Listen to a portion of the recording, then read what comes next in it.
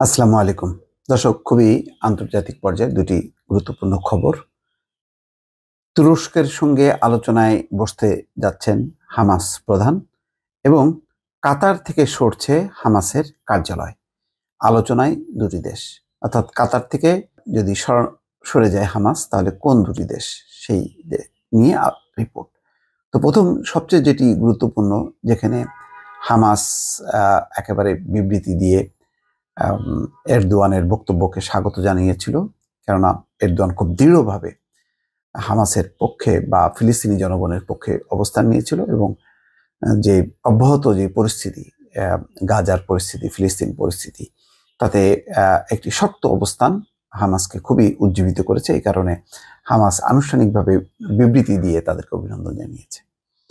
এখন সেই হামাস নেতা ইসমাইল হানিয়ে তিনি তুরস্কে এসছেন প্রেসিডেন্ট রিসেপ তাইপ এরদোয়ানের সঙ্গে সাক্ষাৎ করতে।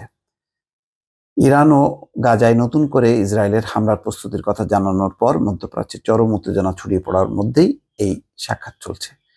অর্থাৎ এইদিকে কিন্তু একটা ঘটনা ঘটছে, সবার নজর ইরান এবং ইসরায়েলের দিকে, কিন্তু এইদিকের গাজার অবস্থা কিন্তু উন্নতি হয়নি। সেখানে কিন্তু তাদের যেই অভিযান সেটা অব্যাহত আছে এবং প্রচুর শরণার্থী যারা, তারা কিন্তু মৃত্যুমুখে পতিত হচ্ছে।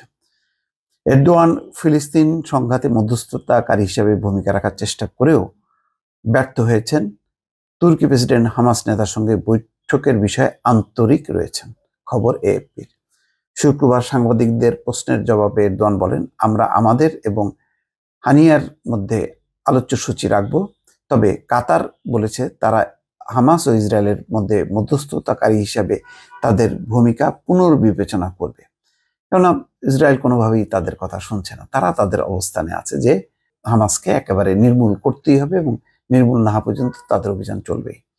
এরদোয়ান হামাস ও ইসরায়েলের মধ্যে মধ্যস্থতাকারীর ভূমিকা পালন করতে যে নতুন ইঙ্গিত দিয়ে বুধবার তুরস্কের পররাষ্ট্রমন্ত্রী হাকান ফিদানকে দোহায় পাঠান।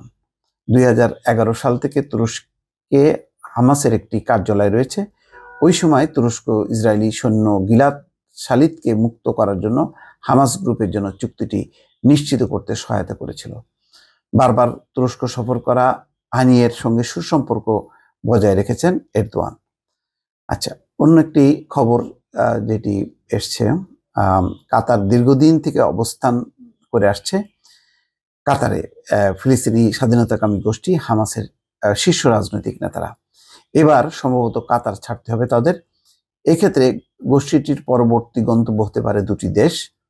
বিষয়টি নিয়ে এখনো আলোচনা চলছে। মার্কিন সংবাদ মাধ্যম ওয়াল স্ট্রিট জার্নাল এই তথ্য জানিয়েছে। বলা হচ্ছে, হামাসের হাতে বন্দী ইসরায়েলি জিম্মিদের মুক্তির বিষয়টি নিয়ে সশস্ত্র সংগঠনটিকে চাপ দিতে গোষ্ঠীটির আশ্রয়দাতা দেশ কাতারের উপর পশ্চিমা বিশ্বের চাপ বাড়ছে।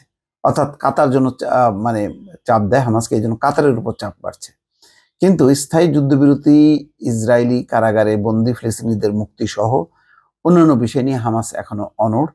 এই অবস্থায় কাতার অনেকটাই শাখের করাতের উপর আছে বলে মনে করা হচ্ছে। অর্থাৎ তারা এর মধ্যে নাই, কিন্তু তারা চাপের মধ্যে পড়েছে। মূলত কাতারের উপর থেকে চাপ অপসারণ এবং একই সঙ্গে ইসরায়েলের সঙ্গে যুদ্ধবিরতি সহ অন্যান্য বিষয় নিয়ে চূড়ান্ত চুক্তির বিষয়ে কোনো ধরনের ছাড় না দেওয়ার মনোভাব থেকেই হামাস কাতার থেকে সরে যাওয়ার সিদ্ধান্ত নিয়েছে বলে মনে করা হচ্ছে।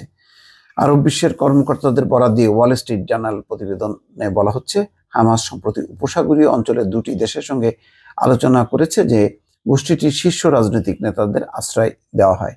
এই দুটি দেশের একটি হলো ওমান। অপর দেশটি কোনটি সে বিষয়ে এখনো তথ্য দেওয়া হয়নি প্রতিবেদনে। অর্থাৎ ওমান সহ আরেকটা দেশ হতে পারে। তো এখন দেখা যাক। মানে মোট কথা, হামাস বলেছে যে ইসমাইল হানিয়ে তার দুই সন্তান এবং নাতি নাতনিদেরকে একেবারে এক এতে উড়িয়ে দিয়েছে ভোরবেলায়, যখন নাকি তারা গাড়ি নিয়ে যাচ্ছিল একটা অনুষ্ঠানে। তো তারপরও ইসমাইল হানিয়ে বলেছে যে তাদের অবস্থানের কোনো পরিবর্তন হবে না। অর্থাৎ হামাসের যেই মানে তাদের যেই যুদ্ধ বা তাদের যেই সংগ্রাম, স্বাধীনতার যুদ্ধ, সেটা তাদের অব্যাহত থাকবে। তো এই অবস্থায় এখন কৌশলগত কারণে হামাস হয়তো কাতার থেকে সরে যাবে। কাতার থেকে সরে যাওয়া মানেই হচ্ছে হামাস দুর্বল হবে, তেমনটি না। এদিকে এরদোয়ান নিজে আলোচনা করছেন ইসমাইল হানিয়ের সঙ্গে।